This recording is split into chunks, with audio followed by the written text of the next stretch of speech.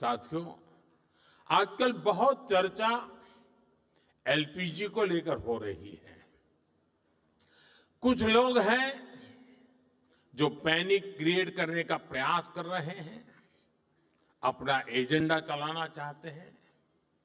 मैं इस समय उन पर राजनीतिक टिप्पणी नहीं करना चाहता, लेकिन इतना जरूर कहूंगा कि ऐसा करके वो जनता के समक्ष खुद को एक्सपोज हो ही रहे हैं, पूरे देश का भी बड़ा नुकसान कर रहे हैं।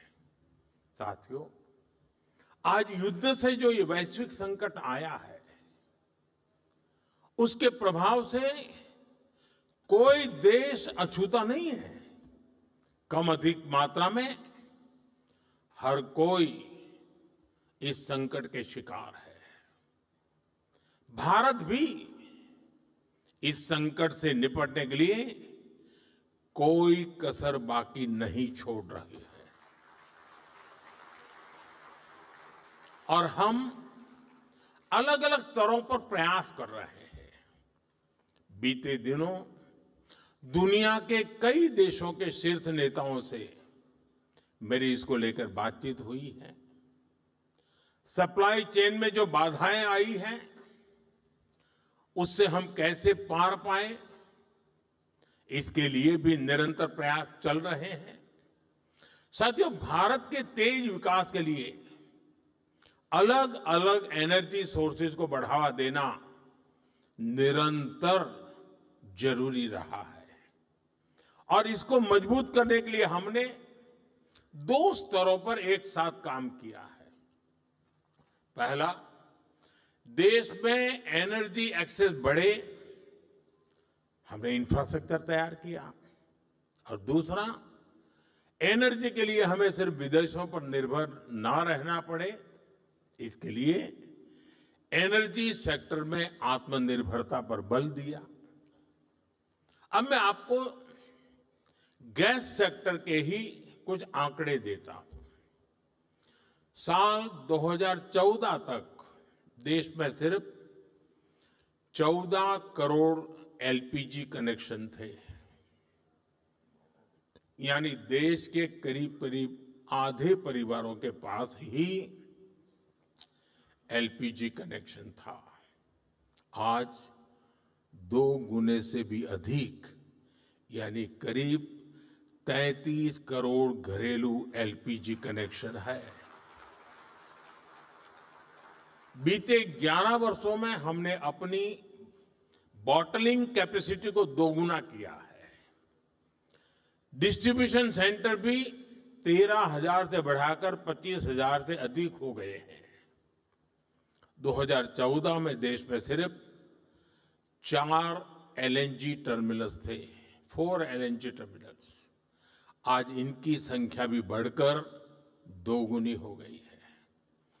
गैस पाइपलाइन जो करीब 3,500 किलोमीटर होती थी, उसको 10,000 किलोमीटर तक विस्तार किया है, क्योंकि करीब 60% एलपीजी विदेशों से आती है। इसलिए देश के बड़े बड़े पोर्ट्स, वहां पर इंपोर्ट टर्मिनल कैपेसिटी भी बहुत बढ़ाई गई है। साथियों, साल 2014 से पहले तक देश में सिर्फ 25-26 लाख घरों में ही पाइप से सस्ती गैस यानी पीएनजी की सुविधा थी। आज ये संख्या भी 1.25 करोड़ से अधिक पहुंच गई है। 2014 में देश में सीएनजी पर चलने वाली गाड़ियां भी 10 लाख से ज्यादा नहीं थी। आज ये संख्या 70 लाख से अधिक है और ये तभी संभव हो पा रहा है क्योंकि बीते दशक में देश के 600 से अधिक जिलों में सिटी गैस डिस्ट्रीब्यूशन नेटवर्क स्थापित किए गए हैं। साथियों, इस वैश्विक संकट ने एक बार फिर दिखाया है कि किसी भी देश का आत्मनिर्भर होना इतना अधिक जरूरी क्यों है। इसलिए ही बीते वर्षों में हमने भारत को एनर्जी सेक्टर में आत्मनिर्भर बनाने के लिए होलिस्टिक तरीके से काम किया है। साथियों, पेट्रोलियम पर निर्भरता को कम करने के लिए हमने इथेनॉल पर, बायोफ्यूल पर बल दिया। 2014 से पहले देश में सिर्फ 1-1.5% इथेनॉल ब्लेंडिंग कैपेसिटी थी। आज हम पेट्रोल में 20% इथेनॉल ब्लेंडिंग के करीब पहुंच रहे हैं। अगर ये काम न किया होता तो हमें बीते 11 वर्षों में करीब 18 करोड़ बैरल अतिरिक्त तेल विदेशों से खरीदना पड़ता। आज की स्थिति देखें तो इथेनॉल के कारण हमें प्रतिवर्ष करीब 4.5 करोड़ बैरल कम ऑयल इंपोर्ट करना पड़ रहा है। यानी करीब 1.5 लाख करोड़ रुपए की बचत तो देश को सिर्फ इसी से हुई है। साथियों, भारत में पेट्रोलियम का बहुत बड़ा कंज्यूमर हमारी रेलवे भी है। हमारे देश में रेलवे लाइनों के इलेक्ट्रिफिकेशन का काम 60 साल पहले शुरू हुआ था। बावजूद इसके 2014 तक, 2014 तक सिर्फ 20% रेलवे रूट का इलेक्ट्रिफिकेशन ही हो पाया था।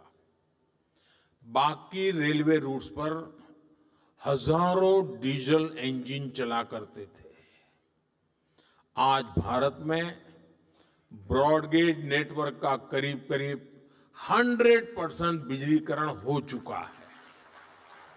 इससे साल 2024-25 में ही भारतीय रेलवे ने करीब 180 करोड़ लीटर डीजल की बचत की है। अगर इलेक्ट्रिफिकेशन न हुआ होता तो हर वर्ष इतना डीजल बनाने के लिए एक्स्ट्रा क्रूड ऑयल इंपोर्ट करना पड़ता। ऐसे ही हमने मेट्रो का नेटवर्क बढ़ाया, इलेक्ट्रिक मोबिलिटी पर फोकस किया। एक और बहुत बड़ा काम हमने रिन्यूएबल एनर्जी को लेकर किया है। आज हमारी total install power generation capacity का आधा हिस्सा रिन्यूएबल सोर्स से आता है। हमारी कुल रिन्यूएबल क्षमता आज 250 गीगावाट के ऐतिहासिक आंकड़े को पार कर गई है।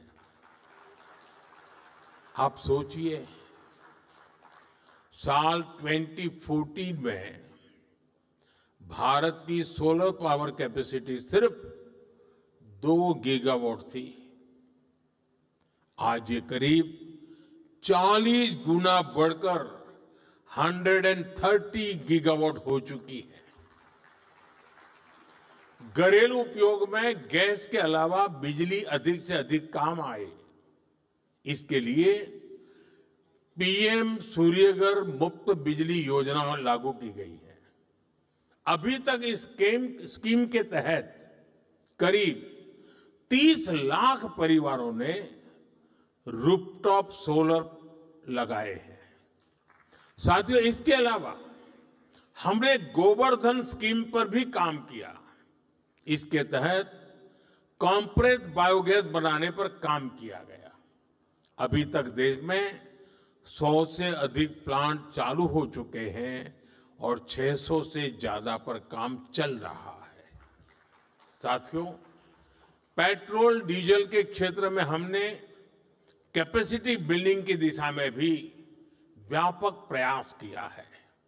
2014 से पहले भारत के पास स्ट्रेटेजिक पेट्रोलियम रिजर्व यानी संकट के समय कच्चा तेल स्टोर करने की कैपेसिटी ना के बराबर थी।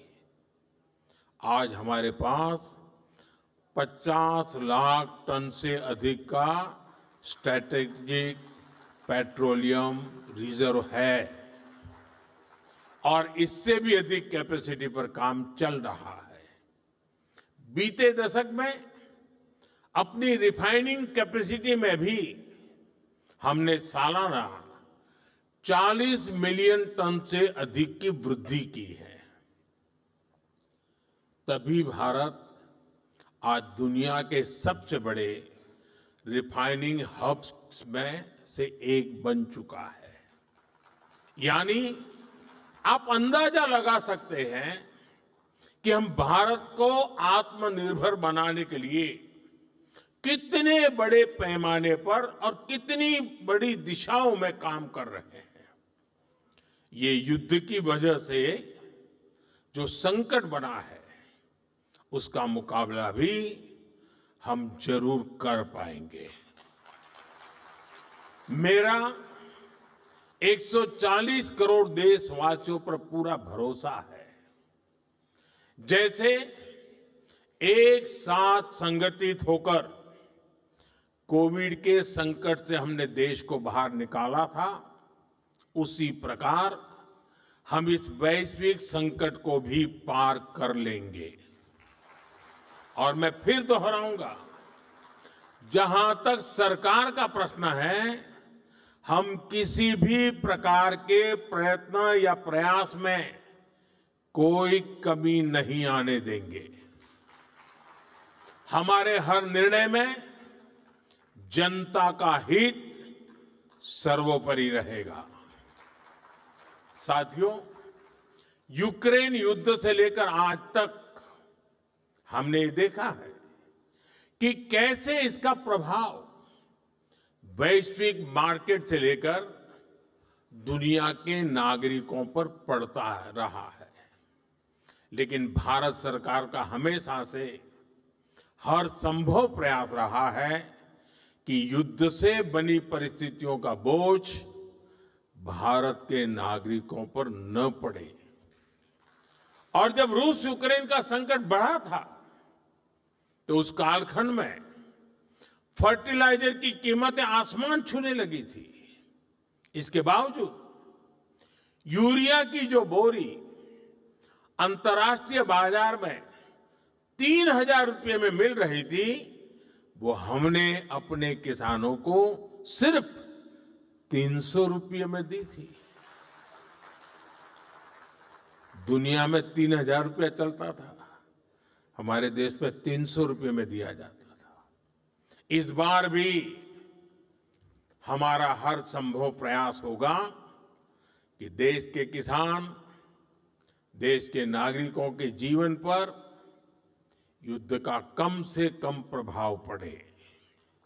साथियों, आज के इस अहम समय में, आज इस मंच से मैं राज्य सरकारों से भी एक अनुरोध है।